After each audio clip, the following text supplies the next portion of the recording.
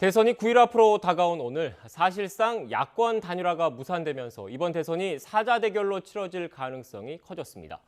여야 캠프 인사와 함께 현 전국 상황 짚어보겠습니다. 남영희 더불어민주당 선대위 대변인, 장해찬 국민의힘 선대본부 청년본부장 두 분 나오셨습니다. 안녕하세요. 안녕하세요. 네, 안녕하세요. 안녕하세요. 네. 오늘 먼저 어제 급박하게 돌아갔던 야권 단일화 관련된 논의 그리고 그 후폭풍을 먼저 좀 전해드려야 될 것 같은데 야권 단일화 결렬 여부를 놓고 국민의힘과 국민의당의 입장 차가 첨예합니다. 관련된 녹취를 먼저 듣고 오겠습니다. 국민의힘과 윤석열 후보는 민주당의 흠집 내기와 이관계에도 굴하지 않고 정권 교체를 통해서 더 큰 통합, 더 크게 하나 되는 대한민국을 향해 끝까지 노력할 것입니다.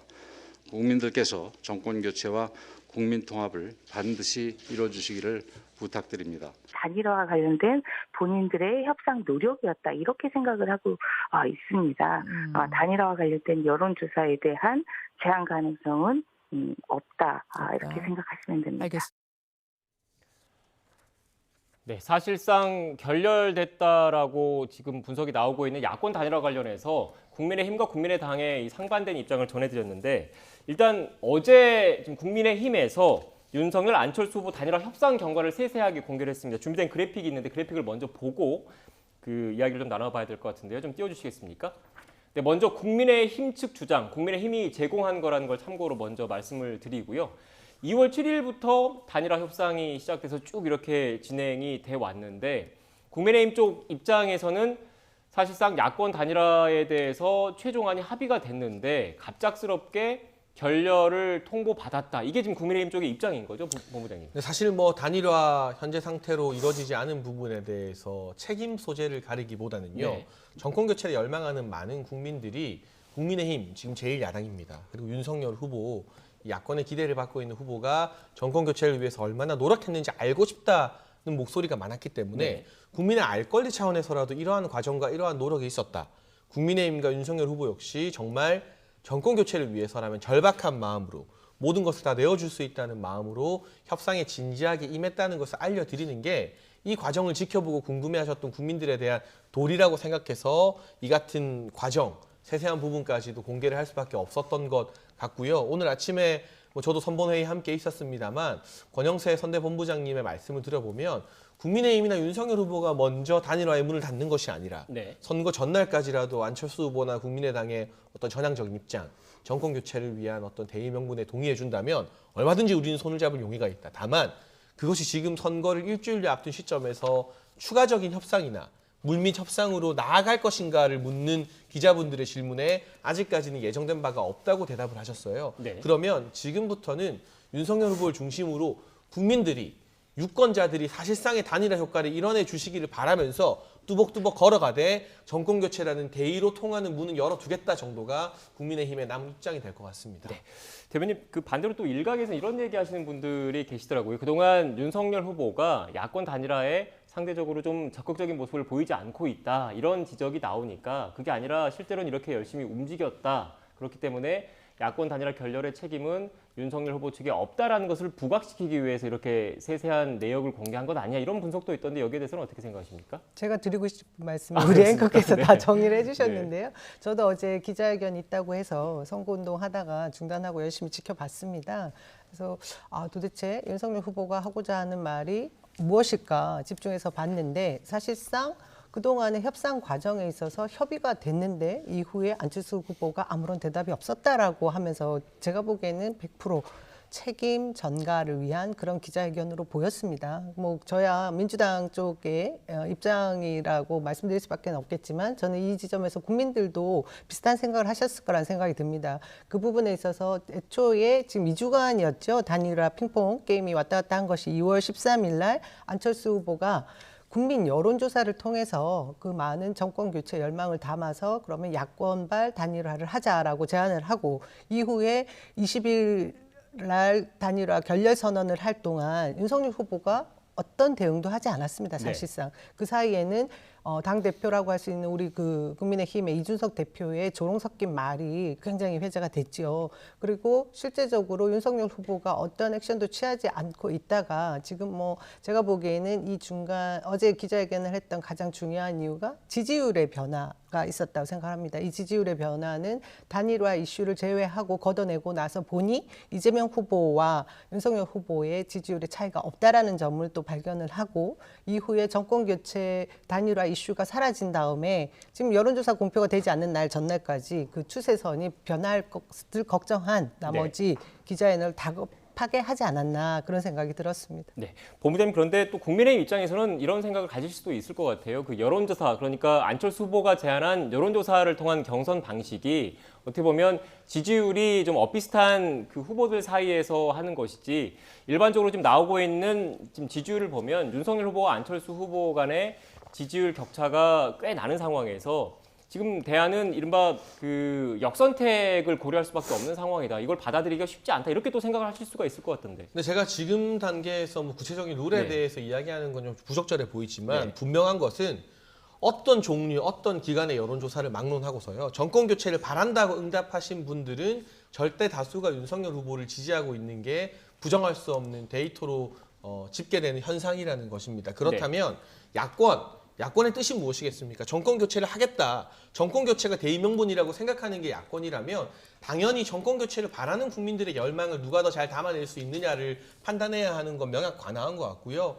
처음부터 사실 이태규 의원과 이 장제원 의원 사이의 단일화 협상에서는 여론조사 룰이나 여론조사와 관련된 이야기는 오가지 않았다고 합니다. 다만 알려진 것처럼 공동으로 정부를 운영하는 부분 그리고 안철수 후보를 어떻게 예우할 것인가 하는 부분에 대한 이야기만 있었다고 하는데 여기에 대해서 국민의힘 측에서는 사실 이태규 이 국민의당 총괄선대본부장이 정권을 위임받은 대리인으로 당연히 판단할 수밖에 없는 상황이었는데 안철수 후보 측에서는 그렇지 않았다. 또 오늘 아침에 권은희 의원은 이태규 의원과 장제원 의원의 새벽 회동이 이 친분에 의한 차담회였다. 라고 좀 이해하기 어려운 발언을 하셨거든요. 네. 그 과정에서 약간의 혼선이 있었던 것 같고요. 만약에 저에게 룰이나 이런 것에 대해서 물어본다면 여론조사 룰이 테이블에 오르지도 않았지만 분명한 건 야권 후보는 정권 교체를 해야 하는 후보이기 때문에 정권 교체를 하겠다고 응답하는 분들의 지지를 더 많이 받는 후보가 돼야 하는 것이 당연한 것 아닌가, 국민적 상식에 기반한 일 아닌가 하는 말씀 정도를 드리고 싶습니다. 네. 저는 이 지점에서 그 정권 교체 심리의 변화도 저희가 좀 읽어야 될 부분이 있다는 생각이 네. 들고요. 그거와 맞물려서 지금 문재인 대통령의 국정 운영 지지율도 같이 포함해서 봐야 되는 부분이 있다고 생각합니다. 지금 계속해서 야권발 단일화 그리고 정권 교체의 심리에는 55%가량의 많은 민심이 정권 교체를 바랐다라는 부분이 전제가 되어 있었거든요. 근데 최근에 제가 보기에 그 외부 요인이 굉장히 크게 작용하고 있는데요. 지금 우크라이나 사태 등 이런 지점에서 사실은 지금 유가도 폭등할 수 있는 굉장히 어려운 상황이 지금 내부에 들어오고 있거든요. 그래서 이것은 제가 볼 때 안전 희구 심리를 바라는 국민의 민심을 아직까지 반영하지 못한 부분도 있고요. 네. 그와 더불어 오미크론 등 방역 지원금에 대응하는 지금 정부의 자세나 민주당의 모습을 보고 다시 정권 교체보다는 정권 안정 그리고 정권 재창출로 이어지는 부분에 조금 더 심리적 표심이 이동하고 있는 부분을 읽지 못하는 부분이 있다. 그래서 변화될 부분이 많이 있음에도 불구하고 계속해서 오로지 국민의힘은 정권 교체 심리라는 그 화두를 놓고 계속해서 단일화 전제 조건을 선거 막바지까지 이용하려는 그런 전략을 가지고 있는 것 같습니다. 네, 제가 중간에서 지금 이 자리에 안철수 후보 측이 없기 때문에 안철수 후보 측 단일화 관련해서 입장을 좀 설명을 드리고 질문을 좀 드려야 될 것 같습니다. 앞서 그 국민의당에서는 이태규 본부장 그리고 국민의힘에선 장제원 의원이 협상을 했다라고 지금 확인이 됐는데 이것과 관련해서 안철수 후보 측에서는 전권 대리인 개념이 없다라고 일단 밝히면서 이 결렬을 하게 된 게 이전과 별반 다를 게 없었다. 그러니까 여론조사 경선 방식 등과 관련해서 국민의당 측이 제안한 것과 관련해서 국민의힘의 그 응답, 대응이 별반 다를 게 없어서 결렬을 선언을 했고 결렬 책임을 국민의당 안철수 후보 측에 떠넘기려는 의도다라고 밝혔다라는 점을 참고로 말씀을 드리고요. 이런 안 후보 측의 그 반박에 대해서 어떻게 생각하십니까? 그런데 처음에 저희가 파악한 타임테이블 네. 시간표를 보게 되면 최진석 상임선대위원장과 이야기를 했고 그 후에 이태규 총괄선대본부장과 이야기를 했는데요. 상임선대위원장 그리고 총괄선대본부장 두 사람이 후보의 의사를 대변하는 정권 대리인이 아니라면 이 세상에 누가 또 네. 정권 대리인이 될 수 있겠느냐. 그럼 대체 누가 나서서 협상을 할 수 있겠느냐라는 말씀, 그런 본질적인 질문을 조금 던지고 싶습니다. 이 부분에 대해서는 많은 국민들이 고개를 갸웃거리면서 판단하지 않으실까 싶고요. 분명한 것은 안철수 후보 역시나 정권 교체가 필요하다는 데는 동의하고 있는 걸로 제가 알고 있습니다. 그렇다면 오늘 이후 이제 9일 정도의 시간이 남았고 사전투표는 일주일도 남지 않았는데 안철수 후보의 행동이나 어떤 말씀 그리고 유세 과정에서 나오는 메시지들이 큰 틀에서 봤을 때 정권 교체에 도움이 되는 방향인지 도움이 되지 않고 오히려 역으로 민주당이나 이재명 후보를 이롭게 하는 방향인지에 대해서 유권자나 국민들도 안철수 후보를 지지하는 분들도 냉정하게 판단할 것이기 때문에 그 부분에 대해서 안철수 후보 측께서도 한 번 더 고민해 봐 주십사 하는 부탁의 말씀을 지금 드리고 싶고, 결론적으로 정권 교체에 동의한다면 9일이라는 시간 짧다면 짧지만 또 길다면 긴 시간이라서요. 정치가 생물이라는 오랜 격언도 있지 않습니까? 이 시대 정신에 걸맞은 유권자들이 만족할 만한 깜짝 놀랄 결과도 또 나오지 말란 법도 없다고 생각합니다. 전 저런 얘기를 들으면 안철수 후보 측에서 굉장히 기분이 나쁠 것 같다는 생각이 듭니다. 우선 어제 그 협상 과정에 있어서 쭉 뭐 타임테이블들을 사실 기자들을 통해서 언론에 공개를 했지 않습니까? 저는 그 공개 과정에 기자들에게 보낸 파일을 그 파일명을 지우지 않고 국민의힘에서 보냈어요. 정리가 되지 않으면 다 깐다. 뭐 이런 식으로 정리된 파일명이 붙어 있는 것을 제가 확인을 했는데, 이런 점들을 보면 사실 이 국민을 위한 국민의 눈높이에 맞는 협상을 하고 있었던 것인가 하는 의구심이 들고요.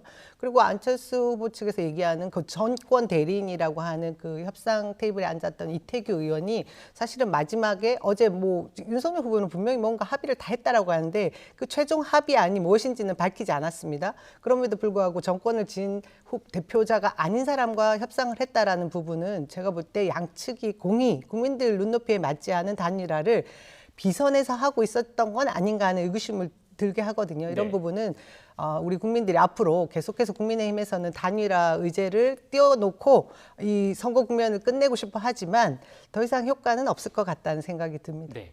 어제 지금 오전에 윤석열 후보가 긴급 기자회견을 열고 나서 그 오후에는 안철수 후보가 지금 전남 지역 유세를 했는데, 유세 끝나고 나서 기자들과의 또 질의응답이 있었어요. YTN에서 생중계로 좀 전해드렸는데, 그때 모습을 보면 그 휴대전화를 안철수 후보가 기자들에게 보여주면서 문자 메시지나 이런 게 너무 많이 온다. 감정이 좀 상한 듯한 모습도 좀 읽혀졌거든요. 지금 국민의힘 입장에서는 단일화의 문을 완전히 닫지는 않고 계속 시도를 해보겠다, 여지는 두고 있는 상황인데, 그 전제로 보면 안철수 후보 측과의 그런 감정적인 골을 어떻게 메울 것인지에 대해서도 지금 과제로 남은 것 아니냐, 이런 분석이 있던데 어떻게 보십니까? 오늘 아침 선대본 회의 모두 발언에서 윤재욱 상황실장이 네. 분명히 말씀을 하신 바 있습니다. 네. 설령 뭐 단일화를 정말 원하는 분이건 또 그렇지 않은 분이건 안철수 후보에게 문자 폭탄 방식의 문자 세례를 보내는 것은 적절하지 않다. 네. 자제를 촉구하는 말씀을 했고요. 물론 문재인 대통령 같은 경우는 지난 경선 과정에서 이 같은 문자 폭탄이 민주주의의 양념이다라는 말씀을 하셨지만, 이건 양념이 아니라 과도한 MSG이고 민주주의에 도움이 안 되는 그런 잘못된 의사표시 방법이라는 것을 국민의힘에서는 분명히 인식하고 있기 때문에 지지자분들, 생각이 다 다른 분들이 있을 겁니다. 그분들에게 과도한 문자 세례를 보내는 것은 안철수 후보에게 뿐만이 아니라 그 대상이 민주당 정치인이건 국민의힘 정치인이건 건강한 민주주의와 토론을 위해서 저희는 자제해야 한다는 입장이고요. 거기에 대해서는 분명히 선대본의 공식 메시지로 오늘 아침에도 이야기가 나왔던 부분입니다. 네. 이 감정이라는 부분은 이게 풀려고 하면 하루아침에도 풀릴 수 있고 풀리지 않으려고 하면 몇 개월 또 몇 년이 가기도 하는데요. 저는 정치인 개인의 감정이나 사감보다는 정권교체라는 대의명분이 중요하다고 생각을 합니다. 지난주에 권영세 본부장이 여러 가지 오해를 감안하면서까지 우리 당의 당 대표라 하더라도 사감보다는 정권교체가 먼저다라는 말씀을 하셨고, 이 같은 지적과 이 같은 말씀에 이준석 대표께서도 이걸 막 크게 받아들이지 않고 충분히 할 수 있는 말이라고 개의치 않는다고 또 언론에서 밝혔거든요. 그렇다면 지금 우리가 특히 정권교체를 바라는 야권의 정치인들이 집중해야 할 것은 사적인 감정이 아니라 이 대의 명분이 아닌가 하는 생각을 합니다. 네. 다룰 주제가 있어서 일단 야권 단일화 문제는 이 정도로 정리를 하고 현재 여론 상황을 좀 짚어봐도 되겠습니까? 한 말씀만 드릴게요. 제가 네. 마치 안철수 후보 측을 네. 대변하는 것 같긴 한데 네. 지금 현재 국민의힘의 입장은 저렇긴 하지만 저는 안철수 후보가 유세 현장에서 본인의 뜻을 최대한 밝혔다고 생각을 합니다. 지난번 2월 20일 날 그 단일화 결렬 선언문에도 나와 있던 내용이고 그리고 지금 유세 현장에서도 똑같은 얘기를 계속 하는데 국민의힘에서 계속 얘기하는 그 묻지마 정권 교체로는 안 된다. 그리고 그 윤석열 후보가 후보 자격이 없다라는 걸 다 국민들이 알지만 그럼에도 불구하고 정권 교체를 위해서 묻지마 투표를 하는 것은 안 된다는 얘기를 하고 계시고요. 네. 그리고 대통령이 머리를 빌려서 할 수 있는 일이 절대 아니다. 왜냐하면 사실 이 모든 상황을 다 통과를 해서 알고 있을 때 인재들도 뽑아서 쓸 수 있다. 뭐 이런 얘기를 하고 계세요. 저는 이 상황에서 더 이상의 그 야권발 단일화는 없을 것이라는 것이 저는 그 국민들께 이 얘기는 한 번 더 짚고 넘어가야 된다는 생각을 하고 있습니다. 저도 10초만 덧붙이면 지금 민주당 대변인께서 안철수 후보의 발언을 막 홍보하면서 아니 편을 들어주고 유세장에서 계시잖아요. 그런 말씀을 하시더라고요. 이 자체가 안철수 후보나 국민의당 입장에서는 결코 명예로운 일이 아닙니다. 네, 알겠습니다. 이제 여론 살펴봐도 되겠죠? 네, 알겠습니다. 그 최근 나온 여론조사 결과를 좀 짚어봐야 될 것 같아요. 먼저 서울신문과 갤럽 여론조사 결과를 좀 띄워주시죠. 일단 서울신문이 의뢰를 했고 한국갤럽이 조사를 했습니다. 보시는 것처럼 윤석열 후보가 42.3%, 이재명 후보가 37.2%, 안철수 후보가 11%의 그 지지율을 보였고요. 지난 25일부터 26일까지 이틀 동안 진행된 결과입니다. 윤석열 후보와 이재명 후보 간의 격차는 오차 범위 안에 있습니다. 다음 그래픽 보여주시죠. 네, 다음은 3자 가상 대결 관련된 건데 역시 서울신문과 한국갤럽 관련된 조사인데 이거 말고 다음 그래픽을 한번 좀 띄워주시겠습니까? 전반적인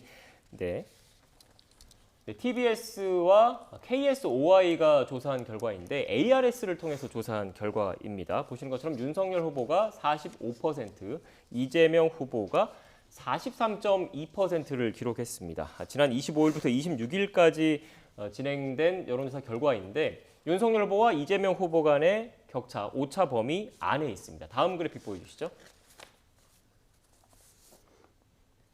네, 다음은 오마이뉴스와 리얼미터 조사 결과입니다. 윤석열 후보가 42%, 이재명 후보가 39.5%, 안철수 후보가 8.6%를 기록을 했는데 지난 24일부터 27일까지 조사가 진행이 됐습니다. 윤석열 후보와 이재명 후보 간의 격차 오차 범위 안에 있습니다. TBS와 진행한 전화 면접과 관련된 그래픽이 있으면 그것도 준비되는데 한번 좀 띄워주시겠습니까?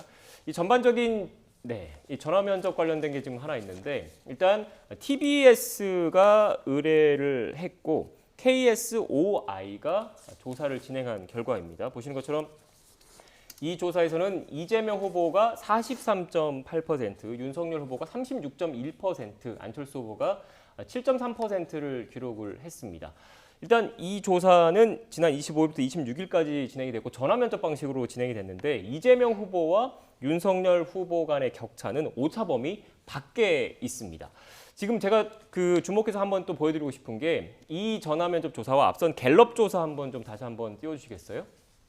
네, 준비되는 대로 좀 띄워주시고 지금 이거는 서울신문과 갤럽 조사인데 역시 이 조사 역시 전화 면접으로 진행된 조사 결과이거든요. 조사 기간도 25일부터 26일까지 갔습니다. 그런데 결과가 이렇게 나온 것은 어떻게 보십니까? 먼저 대변인께서 말씀해 주시겠어요? 네. 이거는 저도 뭐 여론조사 전문 전문가도 아니고요. 해석하기 굉장히 어렵지만 지금 현재 대한민국의 많은 여론조사 기관 그 조사 전문가들도 지금 해석하기 굉장히 어렵다라는 얘기를 하세요. 네. 기본적으로 진보층 그리고 이재명 후보가 좀 더 좋은 조사 결과가 나왔던 방법이 전화 면접 조사였거든요. 네. 그리고 ARS는 또 윤석열 후보와 보수층이 좀 더 높게 나온다. 근데 또 최근 지난주에는 또 그것이 또 바뀌었습니다.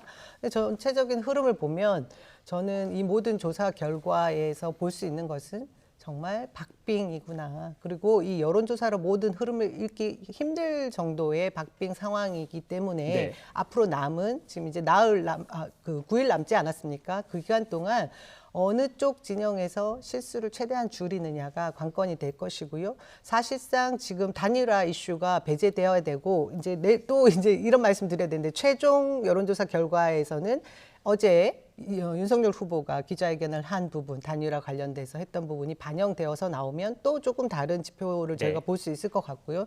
이제는 제가 볼 때는 단일화 변수는 완전히 제거된 상황에서 정말 이 다자구도의 형태의 지지율을 확인하는 마지막 단계까지 중요한 것은 사실 이 하나하나 표 몇 퍼센트의 그 숫자보다 이 추세선의 그 방향, 추세선 끝이 어디를 향하고 있는지가 굉장히 중요할 것 같습니다. 네. 그런 점에서 사실 저는 조금 희망적인 부분이 이재명 후보가 그래도 이 하향 추세에 이르렀던 것을 멈추고 상향 쪽으로 고개를 들고 있는 것에 고무적이다라고 믿고 네, 싶습니다. 그러니까 여론조사 기관마다 조사 기관, 문항 뭐 이런 게 다 다르니까 특정 수치에 뭐 집중할 게 아니라 전반적인 추세를 보겠다 이런 말씀이신 것 같은데 지금 다시 제가 그 본부장님께 이 질문을 좀 드릴게요. 제가 워낙 여론조사가 민감하고 또 이래서 제가 중앙선거 여론조사 그 심의원회 홈페이지에 등록된 여론조사 등록 현황 결과를 아예 뽑아와서 지금 보고 말씀을 드리는 거거든요. 근데 앞선 그 TBS와 KSOI의 전화면접 조사 그리고 갤럽의 전화면접 조사가 조사 방법 그리고 조사 기간 그 표본 오차까지 같아요. 그런데 결과가 좀 이렇게 나오는 거에 대해서 일반 시청자 여러분들은 좀 궁금해하실 수도 있을 것 같아서 국민의힘에서는 어떻게 보고 계십니까? 좀 이해가 안 되는 측면이 있죠. 그런데 네. 이제 지난주 같은 경우 대다수 여론조사에서 윤석열 후보가 오차 범위 밖으로 이길 때도 이재명 후보를 네. 이 KS와는 유독 이재명 후보가 선전했던 기간이기 때문에 그런 부분을 국민들이 감안해서 볼 것 같고요. 저희가 판단하는 추세는 지난주에는 좀 오차 범위 밖으로 윤석열 후보가 이기다가 사실 주말 들어서면서 이재명 후보가 많이 따라붙었죠. 그리고 이번 주 초부터 또 어떻게 보면 약간씩 다시 윤석열 후보가 조금 격차를 내면서 근소한 우위를 점하고 있는 게 아닌가 하는 판단을 합니다. 지금 YTN에서 쭉 소개해 주신 한 4-5장의 여론조사도 KSOI의 전화 면접조사 한 가지를 제외하면 오차범위 내이긴 합니다만 윤석열 후보가 근소하게 앞서고 있는 상황이고 이 상황에서 남영희 대변인 말씀하신 것처럼 각 당이 너무 잘하려 하기보다는 이때 오히려 실수 안 하는 게 사실은 선거에서 굉장히 중요하다 이런 말씀을 좀 드리고 싶고요. 무엇보다 이 적극적 지지층의 투표율이 이 선거를 가르는 관건이 될 것 같습니다. 네. 사실 국민의힘 입장에서는 많은 적극적 지지층 중에서 일부 분들이 아직까지 사전 투표에 대해서 불신하고 있는 분들이 덜어 있어요. 그래서 윤석열 후보도 포항 유세에서 윤석열 후보 스스로가 사전투표 첫날에 투표하겠다는 메시지를 내고 지금 대대적으로 홍보하고 있거든요. 정권 교체를 바라는 분들, 적극적 투표층들을 사전투표를 포함해서 투표장으로 잘 끌어내는 정당이 승리할 것이다라는 원론적인 말씀 드리는 것과 동시에 코로나 확진자들이 어마어마하게 늘어나고 있지 않습니까? 뭐 일간 확진자 17만 명 넘기도 했었는데 지금 중앙선관위에서 이 확진자나 이 자가격리자에 대한 이 선거권, 투표권을 보장하는 시스템이 너무나 잘 안 갖춰져 있습니다. 6시부터 7시 반까지는 허락을 한다고 합니다만 그 기간 동안 투표소에 선거 참관인들에게 방호복도 지급이 안 된다고 해요. 저희가 알아본 바로. 네. 방호복 왜 지급이 안 되느냐라고 물어보니까 예산이 없답니다. 그럴 때 쓰라고 있는 게 예비비거든요. 이렇게 되면 이 선거 참관인들도 그렇고 투표하시는 분들도 그렇고 안전을 우려해서 투표장으로 안 나가게 될 우려가 있는 만큼 중앙선관위에서 정치적인 유불리를 떠나서 많은 분들이 투표할 수 있게 확진자나 이 자가격리자가 투표할 수 있는 충분한 시간과 충분한 안전 상황 등을 지금이라도 빨리 마련해서 보완해야 되겠다라는 촉구의 말씀도 같이 드리고 싶습니다. 제가 그 중간에 또 KSOI 쪽 입장을 좀 얘기는 뭐 해야 되지 않을까 싶어요. 일단 KSOI 측이 없으니까 일단 KSOI 측에서는 지금 그 중앙선거여론조사 심의위원회에 이렇게 등록을 한 것처럼 과학적인 방법에 의해서 조사가 진행이 됐고 그 결과가 이렇게 나온 것이다라고 또 얘기를 할 수 있을 것 같습니다. 네, 어떻게 보십니까? 굉장히 친절한 조사한 거죠. 그 직전에 계속해서 전화 면접 조사와 ARS 전화가 계속해서 이 한 방향의 그 추세가 있었음에도 그것이 엇갈리는 그 정반대의 조사 결과들이 나온 부분을 네. 국민들께 설득력 있게 보여주기 위해서 조사를 했다라고 저는 봐지거든요. 근데 그 해답은 결국 또 다른 전화 면접 조사의 결과와 다르다 보니 지금 현재 여론조사 그 지표는 저희가 참고만 하고 결국은 바닥의 민심과 국민들이 최종 투표하는 결과에 따른 것이기 때문에 참고할 정도 자료만 될 수 있다는 걸 또 보여주는 측면이 있다고 생각합니다. 네, 알겠습니다. 또 다음 주제가 있어서 그렇다면 결국은 그 뭐 여러 여론조사 결과가 있지만 각 당에서는 현재까지는 그 오차범위 안에서 초박빙 접전을 벌이고 있고 남은 기간 동안 얼만큼 유권자의 표심을 잡는 게 그 성패를 가를 것이다. 이 정도로 제가 정리를 하고 다음 주에 넘어가도 되겠습니까? 네. 네. 본부장님도 그렇게 하면 되겠습니까? 그러시죠. 네, 알겠습니다. 일단 민주당 이야기도 좀 해봐야 될 것 같아요. 일단 앞서 야권 단일화가 사실상 결렬됐다 이런 분석이 많이 나오는 가운데 민주당에서는 이른바 안철수 후보에게 러브콜을 보내고 있습니다. 어떤 내용이었을까요? 어제 의총을 열었다고 하는데 관련된 녹취를 듣고 오겠습니다. 의원총회를 열고 국민통합정치개혁안을 당론으로 채택했습니다. 발전 없는 묻지마 정권교체를 넘어 새 시대를 여는 정치교체로 가는 크고 바른 길을 내었습니다. 정치개혁, 국민통합을 바라는 모든 분들과 함께 빅텐트를 마련할 것입니다. 윤석열 후보님, 그간 윤핵관을 꽁꽁 숨겨두시느라 얼마나 힘드셨습니까? 직책도 없고 출근도 안 하는 장제원 의원이 무슨 윤핵관이냐 이렇게 말씀하셨었는데 윤핵관 최초 논란 당시 윤 후보가 대수롭지 않은 듯 직접 해명한 말입니다. 그런데 결국 거짓으로 드러났습니다. 또다시 국민을 우롱하셨습니다. 실제로 친소 관계 예. 있었고 저희 당내에서 장제원 의원과 또 윤상현 의원 같은 경우에는 안철수 대표 측이랑 꾸준히 교류를 해온 것으로 알려져 있었기 때문에 뭐 그런 부분에 협상에 나서는 것은 자연스러워 보입니다. 네, 바로 직전에 대변인께서 발언을 하셨기 때문에 본부장님께 답변 기회를 드리겠습니다. 일단 그 핵심이 두 가지 정도 좀 질문을 좀 드려야 될 것 같아요. 일단 민주당에서 당론으로 채택한 정치개혁안에 대해서 어떻게 생각을 하시는지, 그리고 두 번째로는 이른바 윤핵관 관련된 언급이 또 나왔는데 여기에 대해서 어떻게 생각하시는지 좀 말씀 좀 부탁드릴게요. 일단 정치개혁과 관련해서 그렇게 속고도 또 속으면 정의당이 과연 민주당에게 또 속을까? 그리고 국민들이 민주당의 정치개혁 의도를 진정성 있게 받아들일까 하는 의문을 저를 포함해서 많이들 가지고 있는 것 같고요. 180석을 가지고 지난 2년 동안 국회를 운영했었는데 그 사이에 민주당이 원하는 거 야당 동의 없이 마음대로 많이들 하셨거든요. 대표적인 게 임대차 3법 등이 있죠.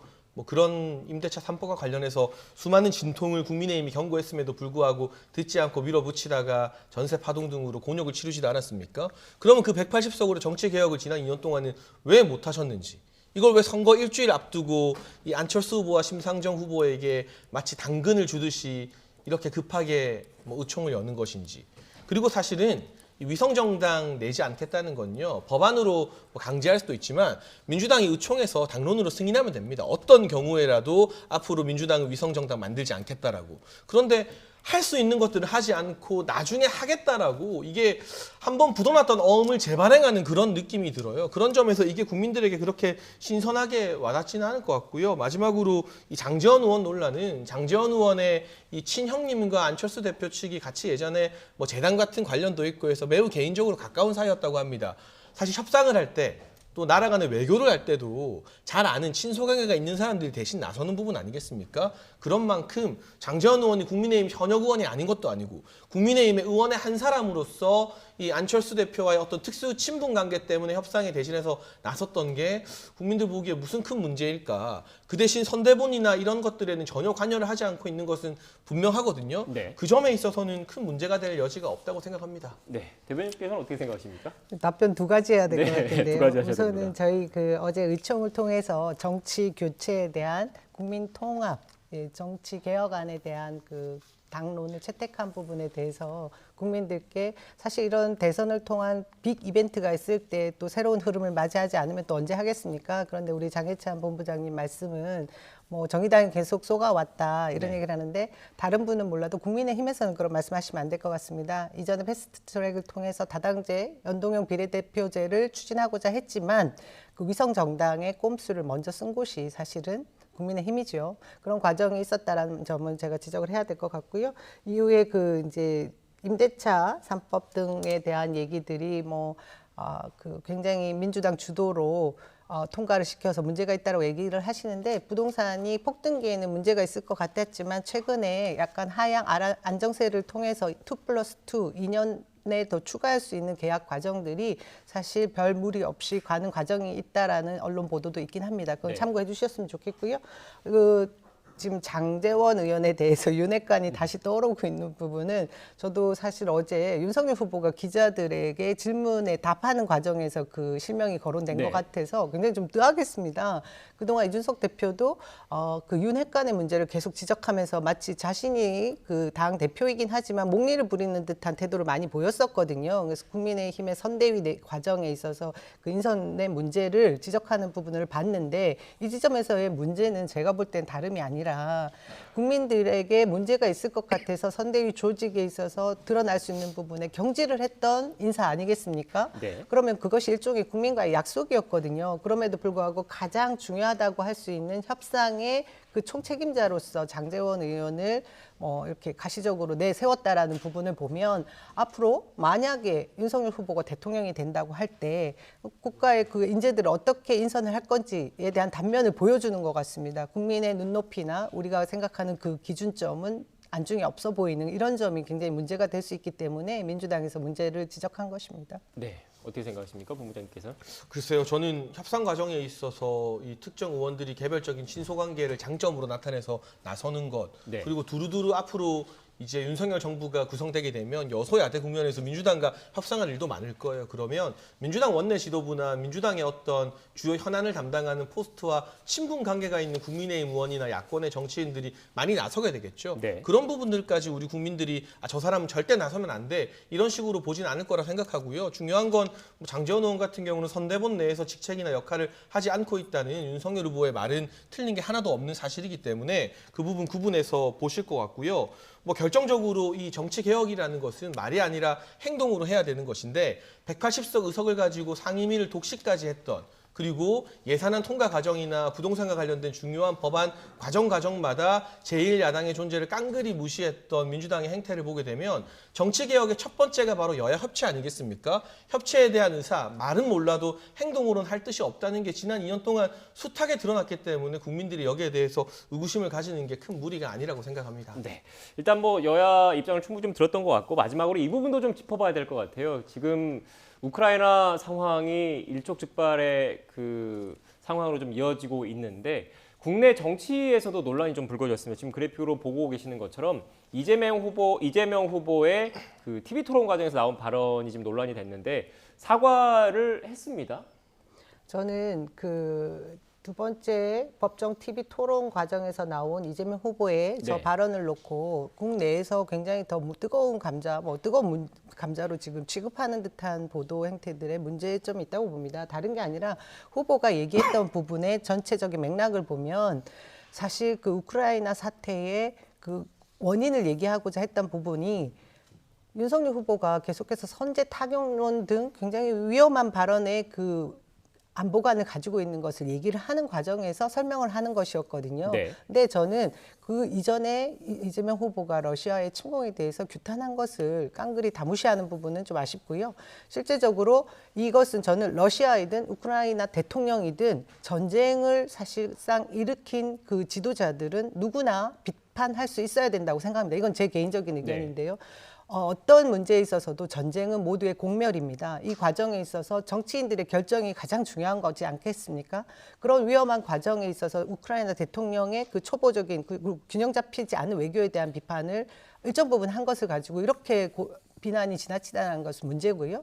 러시아의 푸틴도 마찬가지입니다. 저는 이런 부분에 있어서 우리가 언제든지 타산지석으로 삼아야 된다. 이것이 역사의 중요한 점인데 그 부분까지도 말을 할 수 없다라는 것은 심각한 문제가 될 수 있다라고 생각합니다. 그리고 저는 이것보다 더 심각했던 문제는 사실은 윤석열 후보의 발언이었죠. 네. 이재명 후보는 앞뒤 선후 관계를 다 따져보면 저 문제를 충분히 또 소상히 밝혔고 이후에 우크라이나 국민들께 사과를 했습니다. 대통령에게 사과하지 않았습니다.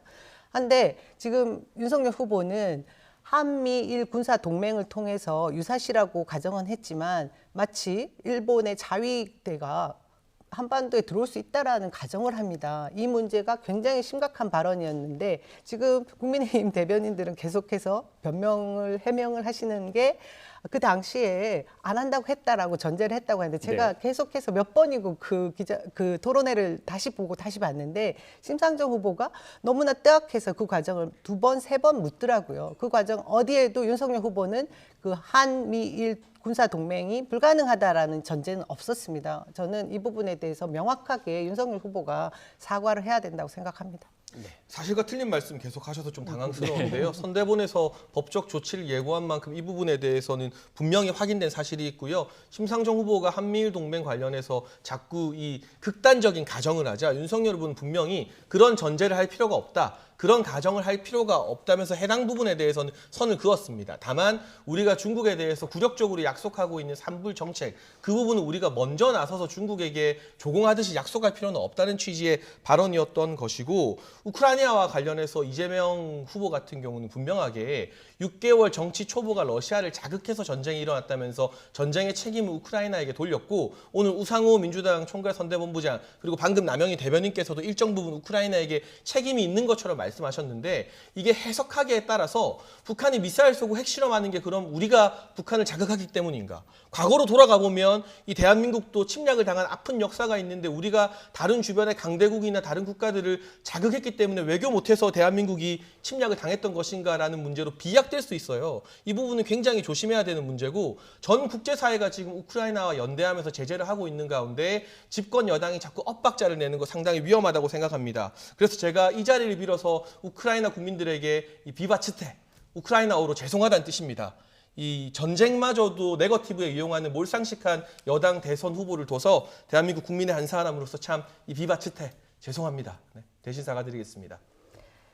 지금 장해찬 본부장이 얘기하신 마지막 부분, 지금 전쟁으로 힘들어하는 우크라이나 국민들께 저도 같이 한편으로 평화를 지지하고 국민들께 힘내라는 말씀 드리고 싶고요.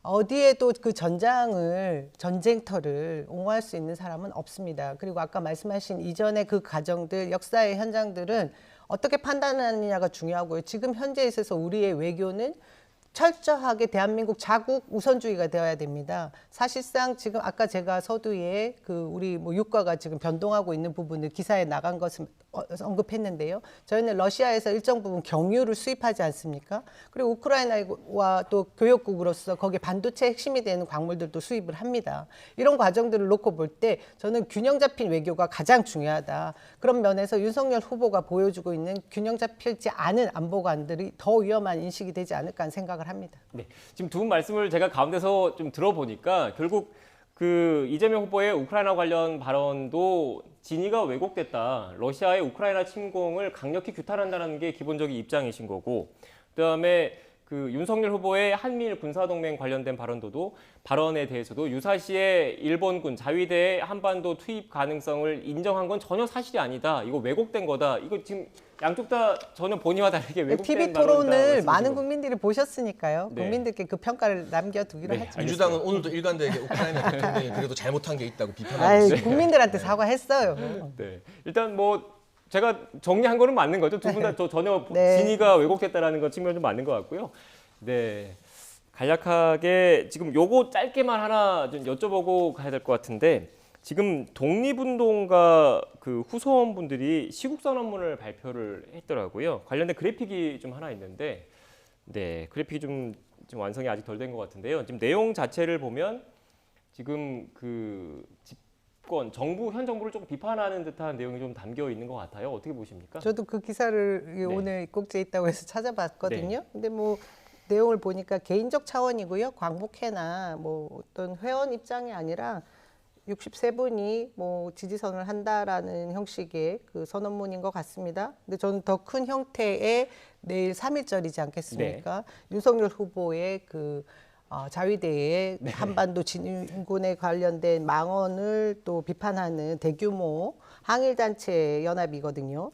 그쪽에서 지지 성명 선언하는 것이 더 큰 이슈일 것 같다는 생각이 드는데, 이런 다양한 지지 선언들은 계속해서 이어지고 있는 것이 또 대선 국면이기도 하고 여러 가지 감안돼야 될 점들이 있긴 한데요. 저는 저 손주분이 하시는 부분에 대해서는 특별하게 알고 있는 내용도 없고 별 의미가 크지 않다고 생각합니다. 네, 다양한 목소리 가운데 일부다 이렇게 말씀을 하신 것 같은데 어떻게 보십니까? 참 대비되는 내용이죠. 이재명 후보가 존경한다 말했던 광복회장, 전 광복회장 김원웅 씨 같은 경우는 이 공금을 횡령해서 무허가 안마실 쏠 다니고 그러고 있는데 백범 김구 선생의 장손 김진 씨를 위시로 한 독립운동가 후손 63분 같은 경우는 시국 선언문을 통해서 그동안은 정치 중립을 추구했지만 시국이 너무 엄중하다. 우리나라가 정말 잘못 가고 있다고 말씀하시면서 내일 이제 윤석열 후보와 함께 현충원을 방문하신다고 합니다. 이 극단적인 대비를 보면서 긴 말 덧붙이지 않아도 국민들께서도 시국에 대해서 같은 판단을 내리실 거라고 생각합니다.